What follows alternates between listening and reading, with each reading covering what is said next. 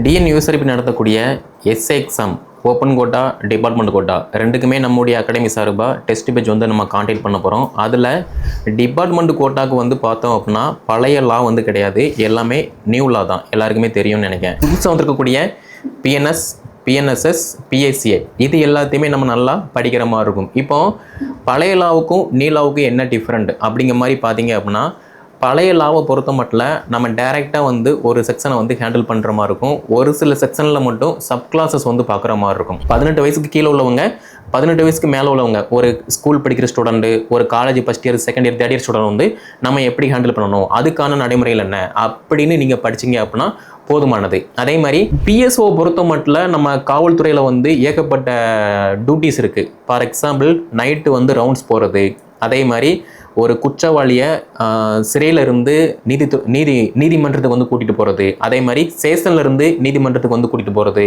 இது போக night rounds எந்த மாவட்டத்துக்கு எந்தெந்த எஸ்பி வந்து வேலை பார்த்துட்டு இருக்காங்க, என்ன டிபார்ட்மெண்ட்டு அப்படிங்கிற மாதிரி வந்து டீட்டெயிலாக வந்து படிக்கிற மாதிரி இருக்கும். ஓகேவா?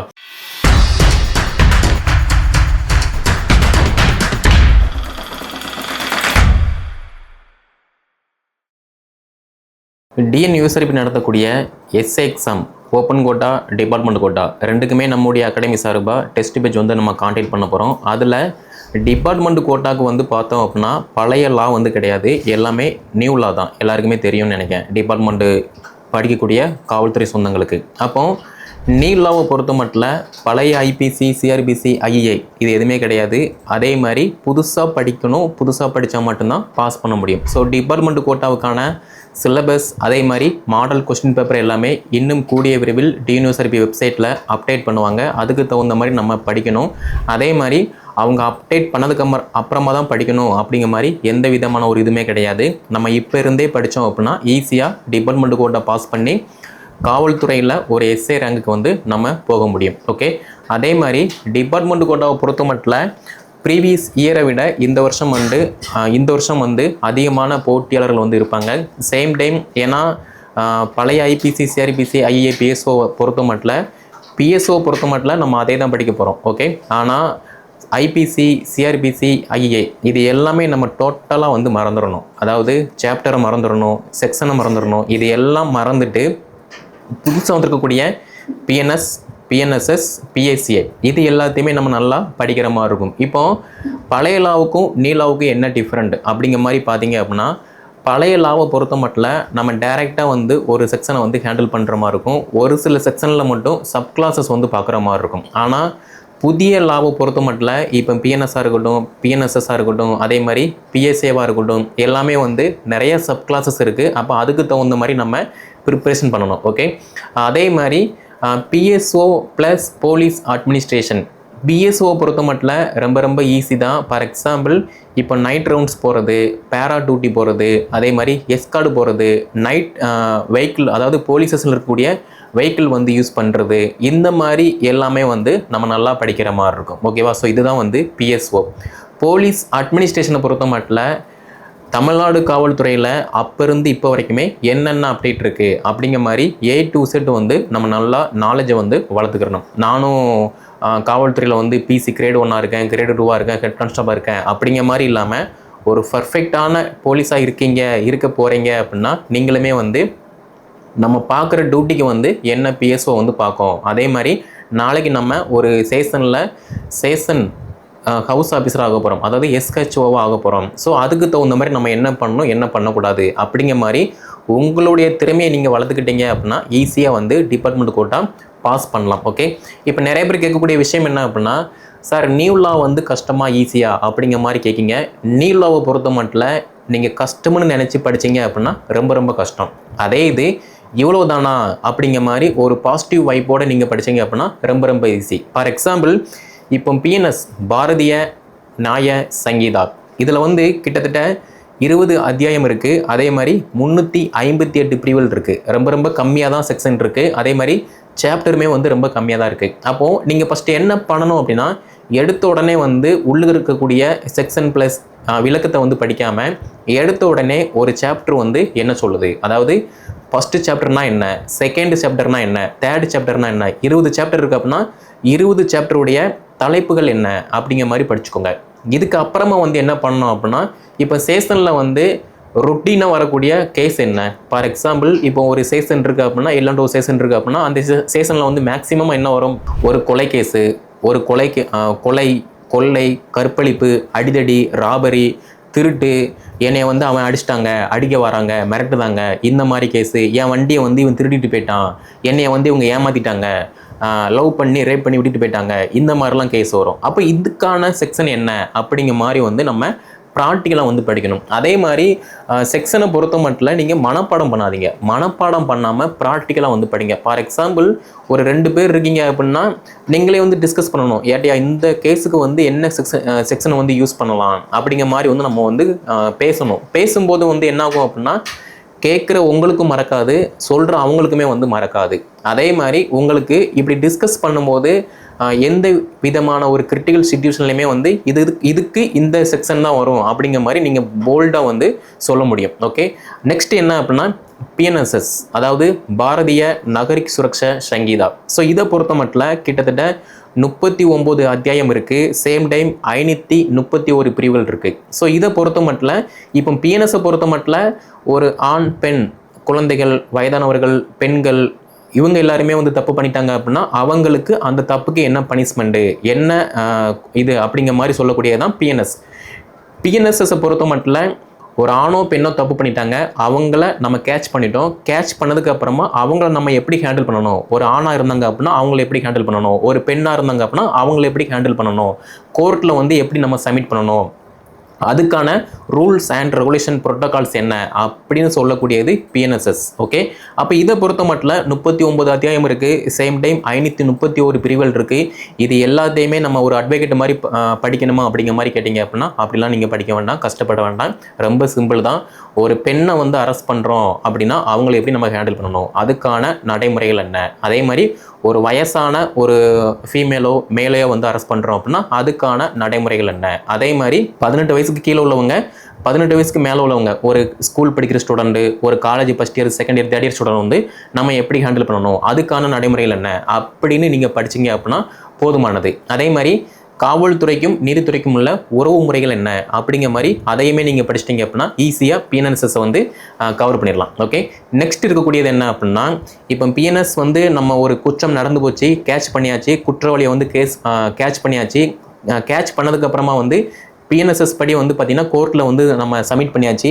அப்போ கோர்ட் வந்து என்ன கேட்பாங்க, இந்த நபர் தான் ஆணோ பெண்ணோ தப்பு பண்ணியிருக்காங்க அப்படிங்கிறதுக்கு என்ன எவிடன்ஸ் இருக்குது, சாட்சியம் என்ன அப்படிங்கிற மாதிரி வந்து பாரதிய சாட்சிய அதிநியம் இதன்படி வந்து கோர்ட் வந்து சாட்சியம் கேட்கும். அப்போ சட்டங்களின் இதே துடிப்பு எது அப்படிங்கிற மாதிரி கேட்டிங்க அப்படின்னா சாட்சியம் தான், அதாவது பாரதிய சாட்சிய அதிநியம். ஏன்னா நீங்களே திங்க் பண்ணி பாருங்கள், உங்கள் எல்லாருக்குமே தெரியும், ஒரு கேஸில் எவிடன்ஸ் வந்து மஸ்ட் இம்பார்ட்டன்ஸ். எவிடன்ஸ் இல்லை அப்படின்னா கோர்ட்டில் கேஸ் வந்து நிற்காது. அதனால தான் நம்ம ஒரு அஃபென்ஸ் நடக்க அப்படின்னா அந்த அஃபென்ஸில் வந்து என்னென்ன சாட்சியம் இருக்கோ அது எல்லாத்தையுமே வந்து காவல்துறை பாதுகாக்கு. ஓகே, அப்போது இந்த பிஎஸ்ஏ பாரதிய சாட்சி அதிநியம் இதில் வந்து பார்த்தோம் அப்படின்னா கிட்டத்தட்ட 12 அத்தியாயம் இருக்குது. சேம் டைம் 170 பிரிவுகள் வந்து அவைலபிளாக இருக்குது. இந்த 170 பிரிவுகளுமே வந்து பார்த்திங்கன்னா நமக்கு ஒரு சில விஷயங்களை வந்து நம்ம தெரிஞ்சுக்கிற மாதிரி தான் இருக்கும். அதே மாதிரி இப்போ கரண்ட் ட்ரெண்டிங்கில் வந்து நிறையா வந்து சைபர் கிரைம் வந்து நடக்கு. அதே மாதிரி எக்கனாமிக் அஃபென்ஸ் அதுவுமே நடக்கு. அப்போ அதுக்கு தகுந்த செக்ஷன் எல்லாமே நம்ம நல்லா ஹேண்டில் பண்ணுற மாதிரி இருக்கும். ஃபார் எக்ஸாம்பிள் ஒரு ஸ்கூல் படிக்கிற ஒரு பொண்ணு வந்து இன்ஸ்டாகிராம் யூஸ் பண்ணுறா. இன்ஸ்டாகிராம் யூஸ் பண்ணும்போது ஆப்போசிட்டில் யாரோ ஒரு ஆண் நபர் வந்து அந்த பெண்ணை ஆசை வார்த்தை கூறி ஃபோட்டோ அனுப்ப சொல்லி அதை மார்ஃபிங் பண்ணுறாங்க அப்படின்னா அதுக்கு என்ன செக்ஷன் இருக்குது. மேபி அப்படி பிளாக்மெயில் பண்ணி அந்த பொண்ணுக்கிட்ட ஃபோட்டோ வாங்கி அதை மார்பிங் பண்ணி சோசியல் மீடியாவில் வந்து வெளியே பரப்பும்போது அதுக்கு என்ன செக்ஷன் இருக்குது அப்படிங்கிற மாதிரி எல்லாத்தையுமே டீட்டெயிலாக படித்தோம் அப்படின்னா இந்த பிஎஸ்சி வந்து ஈஸியாக கவர் பண்ண முடியும். ஓகே, அப்போது பிஎன்எஸ்எஸ் அதே மாதிரி பிஎஸ்ஏ இந்த 3 லவ்வுமே வந்து பார்த்தீங்கன்னா நீங்கள் படிக்கும்போது ரொம்ப ரொம்ப இன்ட்ரெஸ்ட்டாக இருக்கும். நீங்கள் சும்மா ஒரு கடமைக்கு படிச்சிங்க அப்படின்னா ஒரு காசுக்கு ஆகாது. ஏன்னா அது வந்து படிக்கும்போது நிறைய மறந்து போயிடும்.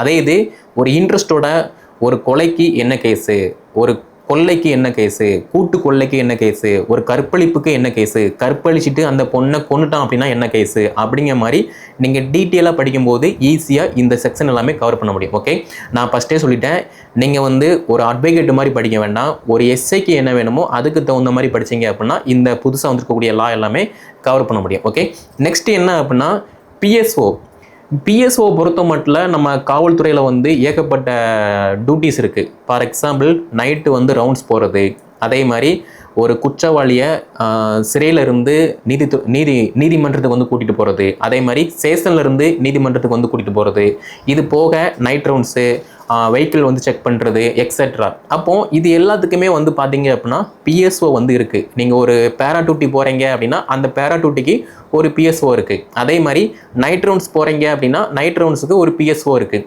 இந்த ஆர்டர் படி தான் நீங்கள் டியூட்டி பார்க்கணும் அப்படிங்கிற மாதிரி இருக்குது. இப்போ ஒரு ஜட்ஜிக்கு எஸ்கார்டாக போகிறீங்க அப்படின்னா அந்த ஜட்ஜிக்கான அந்த டியூட்டியோட ரோல் என்ன அப்படிங்கிற மாதிரி அதுக்குமே வந்து பிஎஸ்ஓ இருக்குது. அதே மாதிரி இப்போ ஏதாவது ஒரு சம்பவம் ஒரு கொலை நடந்து போச்சு, அந்த கொலையில் SI, inspector, head constable, grade 1 PC, grade 2 PC etcetera இவங்களுடைய ரோல் என்ன அப்படிங்கிற மாதிரி அதுக்குமே வந்து பிஎஸ்ஓ இருக்குது. அதே மாதிரி இப்போ ரீசெண்ட் டைமில் வந்து கேள்விப்பட்டிருப்பீங்க, சிறந்த காவல் நிலையங்களை தேர்வு செய்தல். இந்த டிஸ்ட்ரிக்டில் இந்த காவல் நிலையம் வந்து சிறந்த காவல் நிலையமாக வந்து நம்ம தமிழ்நாட்டிலேயே வந்து தேர்வு செய்யப்பட்டிருக்கு, நம்ம இந்தியாவிலேயே இந்த காவல் நிலையம் வந்து தேர்வு செய்யப்பட்டிருக்கு அப்படிங்கிற மாதிரிலாம் வந்து தெரியும் உங்களுக்கு வந்து நீங்கள் கேள்விப்பட்டிருப்பீங்க. அப்படி இருக்கும்போது பிஎஸ்ஓ 857, அதே மாதிரி பிஎஸ்ஓ 858. பிஎஸ்ஓ 857 பொறுத்த மட்டும் சிறந்த காவல் நிலையங்களை தேர்வு செய்தல் அதுக்குன்னு சொல்லி நிறைய ரூல்ஸ் இருக்குது. அந்த ரூல்ஸ் படி ஃபார் எக்ஸாம்பிள் இப்போ தென்காசியில் ஒரு கிராமத்தில் ஒரு ஸ்டேஷன் இருக்குது அப்படின்னா அந்த ஸ்டேஷனுக்கு வந்து அந்த சிறந்த காவல் நிலையம் ஒரு அவார்டு கொடுக்காங்க அப்படின்னா அது எந்த ஆர்டர் படி கொடுப்பாங்க அப்படின்னு பார்க்கும்போது ஃபஸ்ட்டு ஒன் என்ன அப்படின்னா அந்த காவல் நிலையத்துடைய டாக்குமெண்ட் எல்லாமே வந்து ப்ராப்பராக வந்து மெயின்டைன்ஸ் பண்ணணும். நெக்ஸ்ட்டு ஒரு கேஸ் கொடுக்க வராங்க அப்படின்னா அது ஆண்களாக இருக்கட்டும், பெண்களாக இருக்கட்டும், வயதானவர்களாக இருக்கட்டும், அதே மாதிரி இளம் பெண்களாக இருக்கட்டும், அதே மாதிரி எக்ஸெட்ரா இவங்களை வந்து அவங்க எப்படி அப்ரோச் பண்ணுறாங்க, எப்படி நடந்துக்கிறாங்க, எப்படி நடத்துகிறாங்க இதை பொறுத்து. அதே மாதிரி அந்த ஸ்டேஷனில் இருக்கக்கூடிய ரூம், ஃபார் எக்ஸாம்பிள் இப்போ சிஸ்டத்துக்குன்னு சொல்லி தனியாக ரூம் இருக்கும், அப்போ அதை எப்படி அவங்க மெயின்டைன் பண்ணுறாங்க, அதே மாதிரி ப்ரிசனை வந்து எப்படி மெயின்டைன் பண்ணுறாங்க, ஒரு இன்ஸ்பெக்டர் கேபினை வந்து எப்படி மெயின்டைன் பண்ணுறாங்க, ஒரு எஸ்ஐக்கான ரூம்பை வந்து எப்படி மெயின்டைன் பண்ணுறாங்க, ஒரு கம்ப்ளைண்ட் கொடுக்க வராங்க அப்படின்னா அவங்க வெயிட் பண்ணுறதுக்கான அந்த விசிட்டர் ரூம்பை வந்து எப்படி மெயின்டைன் பண்ணுறாங்க, இது போக அந்த போலீஸ் ஸ்டேஷனை சுற்றி இருக்கக்கூடிய அந்த காம்பவுண்டுக்குள்ள இருக்கக்கூடிய எல்லாத்தையுமே வந்து எப்படி மெயின்டைன் பண்ணுறாங்க. ஃபார் எக்ஸாம்பிள் இப்போ நிறைய ஸ்டேஷனில் வந்து பார்த்தீங்க அப்படின்னா இந்த வெஹிக்கிளை வந்து பிடிச்சி போட்டிருப்பாங்க, பார்க்கவே ரொம்ப அருவருப்பாக இருக்கும், குப்பை மாதிரி கிடக்கும். இந்த லாரி, அப்புறம் டிப்பரு, டாக்டரி, பைக்கு எக்ஸெட்ரா இதெல்லாம் பார்க்கும்போது குப்பை மாதிரி கிடக்கும். அது ஸ்டேஷன் மாதிரியே இருக்காது, ஸ்டேஷனுக்கு பின்னாடி தான் கிடக்கும், பட் இருந்தாலுமே வந்து குப்பை மாதிரி கிடக்கும். பட் இந்த சிறந்த காவல் நிலையம் அப்படின்னு தேர்வு செய்யும்போது அது எல்லாத்தையுமே வந்து எப்படி மெயின்டைன் பண்ணுறாங்க அப்படிங்கிற மாதிரி எல்லாத்தையுமே மானிட்டர் பண்ணுவாங்க. அதே மாதிரி ஒரு ஸ்டேஷனுக்கு வந்து நம்ம போகிறோம், ஒரு கம்ப்ளைண்ட் கொடுக்க போகிறோம் அப்படின்னா ஸ்டேஷனில் அந்த ரிசீவர் ரூம்னு இருக்கும், அதாவது வரவேற்பாளர் அப்படிங்கிற மாதிரி இருக்கும். அந்த வரவேற்பாளர் அது ஆணாக இருக்கலாம், பெண்ணாக இருக்கலாம், வாரவங்க கிட்ட ஒரு அன்போட ஒரு பாசத்தோட என்ன நடந்துச்சு எப்படி அப்படிங்கிற மாதிரி நம்ம ஒரு கவனிப்போட நம்ம கேட்டோம் அப்படின்னா சொல்ல வரவங்க எந்த விதமான பயமும் இல்லாமல் எல்லாத்தையுமே வந்து ஓப்பனாக வந்து சொல்லுவாங்க. அதை விட்டுட்டு வந்த உடனே என்னம்மா பூ அப்படின்னம்னா அவங்க என்ன பண்ணுவாங்க, பயந்துருவாங்க. கரெக்டு தானே? அதை அந்த எதுவுமே இல்லாமல் ரீமார்க் எதுவுமே இல்லாமல் கரெக்டாக இருக்கா அப்படிங்கிற மாதிரி வந்து பார்க்கணும். இது போக இப்போ குழந்தைங்கள்லாம் வருவாங்க. குழந்தைங்கள்லாம் என்ன, இப்போ ஒரு ஃபேமிலி கமெண்ட் கொடுக்க வராங்க அப்படின்னா அந்த ஃபேமிலியோடு இருக்கக்கூடிய குழந்தைங்க வருவாங்க. அப்படி குழந்தைங்க வரும்போது அவங்கள எப்படி நம்ம அப்ரோச் பண்ணணும் அப்படிங்கிற மாதிரி அதையுமே வந்து பார்ப்பாங்க. அதே மாதிரி ஸ்டேஷனில் இருக்கக்கூடிய சுற்றி இருக்கக்கூடிய இப்போ பூஞ்செடிகள், மரங்கள் எக்ஸெட்ரா இது எல்லாமே இருக்கும். ஸோ இதை எப்படி அவங்க பராமரிச்சிட்டு இருக்காங்க அப்படிங்கிற மாதிரி A to Z எல்லாத்தையுமே வந்து மானிட்டர் பண்ணி தான் சிறந்த காவல் நிலையத்துக்கான அந்த அவார்டை வந்து கொடுப்பாங்க. ஓகேவா? இது வந்து 857. இப்போ PSO 858 பொறுத்த மட்டும் பல்வேறு வழிமுறைகளை வந்து சொல்லக்கூடியதான் PSO 858. ஃபார் எக்ஸாம்பிள் இப்போ ஸ்கூலில் வந்து பார்த்தீங்க அப்படின்னா நிறைய ஸ்டூடெண்ட் மேலாக இருக்கட்டும் ஃபீமேலாக இருக்கட்டும் ட்ரக்குக்கு வந்து அடிக்ட் ஆகிறது, அதே மாதிரி சாரை வந்து எதிர்த்து பேசுறது, டீச்சர்ஸை வந்து எதிர்த்து பேசுறது, டீச்சரை வந்து அடிக்கிறது எக்ஸெட்ரா நிறைய அஃபென்ஸ் நடக்குது. அப்போ இவங்களை எப்படி நம்ம ஹேண்டில் பண்ணணும் அப்படிங்கிற மாதிரி சொல்லக்கூடியது. அதே மாதிரி ஸ்கூலாக இருக்கட்டும் காலேஜாக இருக்கட்டும் ஒரு ஈவ்டீசிங், நெக்ஸ்ட்டு இந்த வேறு ஒன்றுலாம் உண்டு, அதெல்லாம் வந்து எப்படி அதை அவங்கள வந்து எப்படி ஹேண்டில் பண்ணுறது, அதாவது ரேக்கிங் பண்ணுறவங்கள வந்து எப்படி ஹேண்டில் பண்ணுறது அப்படிங்கிற மாதிரி அதையுமே வந்து பார்க்குற மாதிரி இருக்கும். இது போக எக்ஸெட்ரா. இது போக பப்ளிக் பிளேஸில் ஒரு ஸ்கூல் ஸ்டூடெண்ட்டோ காலேஜ் ஸ்டூடெண்ட்டோ மேலோ ஃபீமேலோ ஒரு தப்பு பண்ணுறாங்க அப்படின்னா அவங்களை எப்படி நம்ம ஹேண்டில் பண்ணணும் அப்படிங்கிற மாதிரி நிறைய விஷயங்களை சொல்லக்கூடியதான் PSO 858. ஸோ இது நம்ம கிளாஸஸ் டைமில் வந்து நம்ம டீட்டெயிலாக வந்து பார்க்கலாம். இது போக போலீஸ் அட்மினிஸ்ட்ரேஷனை பொறுத்த மட்டும் வேறு ஒன்றுமே கிடையாது. காவல்துறையில் அன்றாட செயல்பாடுகளில் மக்களுக்கு என்னெல்லாம் பண்ணுறாங்களோ அது எல்லாத்தையுமே வந்து நம்ம நல்லா அப்டேட் பண்ணுற மாதிரி இருக்கும். ஸோ ரயில்வே டிவிஷன் வந்து எத்தனை இருக்குது, சோனல் எத்தனை இருக்குது, எந்த மாவட்டத்துக்கு எந்தெந்த எஸ்பி வந்து வேலை பார்த்துட்டு இருக்காங்க, என்ன டிபார்ட்மெண்ட்டு அப்படிங்கிற மாதிரி வந்து டீட்டெயிலாக வந்து படிக்கிற மாதிரி இருக்கும். ஓகேவா? ஸோ PNSS, PSA, PSO இது எல்லாம் சேர்த்து கிட்டத்தட்ட 1917 பிரிவுகள் வந்து அவைலபிளாக இருக்குது. இந்த 1917 பிரிவுகளும் படிக்க சொல்லி எந்த அவசியமும் கிடையாது. ஒரு எஸ்ஐக்கு ஒரு செஷனுக்கு என்ன வேணுமோ அது மட்டும் படித்தோம் அப்படின்னா போதுமானது. அதே மாதிரி நான் ஃபஸ்ட்டே சொன்ன மாதிரி தான் வரக்கூடிய எஸ்ஐ டிபார்ட்மெண்ட் கோட்டாவுக்கு காம்படிஷன் வந்து அவ்வளோ ஹெவியாக இருக்கும். பட் இருந்தாலுமே எப்போதும் போல தான் 100 பேர் அப்ளை பண்ணுறாங்க அப்படின்னா அதில் கரெக்டாக ஒரு 50 பேரோ 30 பேரோ வந்து நல்லா படிப்பாங்க. அந்த 50 பேருக்கு தான் வந்து காம்படிஷனே வந்து கரெக்டாக இருக்கும். ஓகேவா? ஸோ அதனால் டிபார்ட்மெண்ட் கோட்டா படிக்கிங்க அப்படின்னா இப்போ இருந்தே படிக்க ஸ்டார்ட் பண்ணுங்கள். கால் பேர் வந்ததுக்கப்புறமா படிச்சுக்கலாம், நம்ம எம்எல் போட்டுக்கலாம், சிஎல் போட்டுக்கலாம் அப்படிங்கிற மாதிரி இருந்தீங்க அப்படின்னா நம்ம படிக்கலாம்னு சொல்லி புக்கை தூக்குவோம். அப்போ தான் ஏதாவது ஒரு பெரிய பிரச்சனை வந்து வெடிக்கும். அந்த டைமில் நமக்கு வந்து லீவும் கிடைக்காது, எம்எலும் கிடைக்காது, சிஎலும் கிடைக்காது. ஸோ உங்கள் எல்லாருக்குமே தெரியும்னு நினைக்கிறேன். அதனால் புரிஞ்சுக்கோங்க, படிக்க ஸ்டார்ட் பண்ணுங்கள். படிச்சிங்க அப்படின்னா ஈஸியாக வந்து கவர் பண்ணிடலாம். ஸோ நம்முடைய அகாடமி சார்பாக எஸ்ஐ டிபார்ட்மெண்ட் கோட்டாவுக்கு PNSS, PSA, PSO, police administration இந்த மாதிரி எல்லாமே வந்து டெய்லியுமே நம்மளுடைய வாட்ஸ்அப் குரூப்பு ப்ளஸ் டெலிகிராம் குரூப்பில் வந்து போஸ்ட் பண்ண போகிறோம். நீங்கள் ஜாயின் பண்ணுறீங்க அப்படின்னா கீழே டிஸ்கிரிப்ஷனில் நான் டெலிகிராம் லிங்க் தரேன், அதை கிளிக் பண்ணி ஜாயின் பண்ணிக்கோங்க. வாட்ஸ்அப் குரூப்பில் வந்து பார்த்தீங்க அப்படின்னா ஆல்ரெடி இருக்கக்கூடிய காவல்துறை சொந்தங்கள் எதுவுமே ஷேர் பண்ணுவோம், அதையுமே நீங்கள் வந்து ஃபாலோ பண்ணிக்கலாம். ஓகேவா? ஸோ உங்களுடைய PC grade 1 rank, grade 1, grade 2, head constable இது எல்லாமே மாறணும் அப்படின்னா நீங்கள் படித்தா மட்டும்தான் மாற்ற முடியும். எத்தனை நாளைக்குலாம் நம்ம இந்த யூனிஃபார்ம் போட்டு மற்றவங்களுக்கு வந்து சல்யூட் பண்ணேன். ஸோ இப்போ வர எல்லாருமே வந்து பார்த்தீங்க அப்படின்னா யங்கஸ்ட்டாக வராங்க. 27, 28, 25 இந்த ரேஞ்சில் வந்து டேரெக்டாக எஸ்ஐ ஆகிட்டு வராங்க. ஸோ அவங்களுக்கு வந்து நம்ம சல்யூட் பண்ணணும் பண்ணக்கூடாது, அது வந்து வேறு விஷயம். அந்த ஈகோ நமக்கு வந்து வேண்டாம். நம்மளுடைய இந்த ரேங்க் மாறணும் அப்படின்னா நம்ம ஏதாவது ஒரு ஸ்டெப் எடுக்கும்போது ஈஸியாக வந்து மாற்றலாம். ஸோ அந்த மாற்றம் வந்து நீங்கள் மட்டும்தான் எடுக்க முடியும். நான் ஜஸ்ட்டு சொல்ல தான் முடியும், நீங்கள் தான் வந்து படிக்கணும், எக்ஸாமும் வந்து எழுதணும். ஓகே? ஸோ படிங்க, லைஃப் வந்து ஆட்டோமேட்டிக்காக மாறும். கீழே டிஸ்கிரிப்ஷனில் நான் டெலிகிராம் லிங்க் கொடுத்துருக்கேன், அதை கிளிக் பண்ணி ஜாயின் பண்ணிக்கோங்க. ஃபர்தராக வந்து எல்லாமே நம்ம டெய்லியுமே வந்து ரொட்டீனாக பார்க்க போகிறோம். ஸோ படிச்சிங்க அப்படின்னா ஈஸியாக மாற்ற முடியும். ஸோ வேறு ஏதாவது டவுட் இருந்துச்சு அப்படின்னா கீழே கமெண்டில் லீவ் பண்ணுங்கள். இந்த வீடியோ தொகுப்பை தமிழ்நாடு காவல்துறையில் டிபார்ட்மெண்ட் கோட்டா எஸ்ஐ ப்ரிப்பரேஷன் பண்ணக்கூடிய அனைத்து காவல்துறை சொந்தங்களை எல்லாமே ஷேர் பண்ணுங்கள், அவங்களும் வந்து படித்து பயன்படுத்தும். நம்முடைய சேனல் நீங்கள் சப்ஸ்கிரைப் பண்ணல அப்படின்னா சப்ஸ்கிரைப் பண்ணிக்கோங்க. இதுக்கப்புறமா வந்து லேட்டஸ்ட்டாக வந்து நம்ம என்னென்ன செக்ஷன் வந்து யாருக்கு தேவை அப்படிங்கிற மாதிரி டீட்டெயிலாக வந்து பார்க்க போகிறோம். அது எல்லாமே வந்து உங்களுக்கு கிடைக்கும். Okay, thank you.